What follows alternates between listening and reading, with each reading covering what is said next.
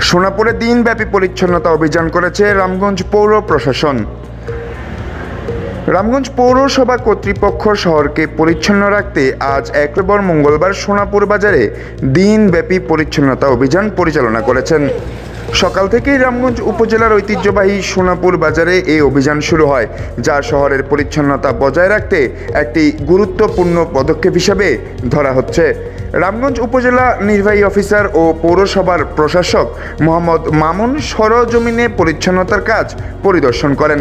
তিনি জানান, রামগঞ্জকে দ্রুত সময়ের মধ্যে একটি পরিচ্ছন্ন শহরে রূপান্তরিত করতে তারা প্রতিশ্রুতিবদ্ধ। এই লক্ষ্যে সকলের সহযোগিতা অপরিহার্য বলে উল্লেখ করেন তিনি। যত্রতত্র আবর্জনা ফেলা, অবৈধভাবে ফুটপাত দখলের বিরুদ্ধে তিনি কড়া ব্যবস্থা গ্রহণের কথাও জানান। এ সময় উপস্থিত ছিলেন রামগঞ্জ উপজেলার সহকারী কমিশনার ভূমি দেবব্রত দাস, সোনাপুর বাজার ব্যবস্থাপনা কমিটির সাবেক সহসভাপতি গিয়াসউদ্দিন পলাশ, সোনাপুর বাজার ব্যবসায়ী অপূর্ব কুমার সাহা, মনির পাটোয়ারি, সমীর রঞ্জন সাহা, মোহাম্মদ ইউসুফ, মজিব মোল্লা, বিমল বণিক সহ রামগঞ্জ পৌরসভার অন্যান্য কর্মকর্তা, কর্মচারী এবং সাধারণ ব্যবসায়ীবৃন্দ। নির্বাহী অফিসার মামুন বলেন, আমরা চাই রামগঞ্জ পরিচ্ছন্নতার দিক থেকে উদাহরণ হয়ে উঠুক। অবৈধভাবে ফুটপাত দখল ও আবর্জনা ফেলে পরিবেশের ভারসাম্য নষ্ট করলে তা সহ্য করা হবে না।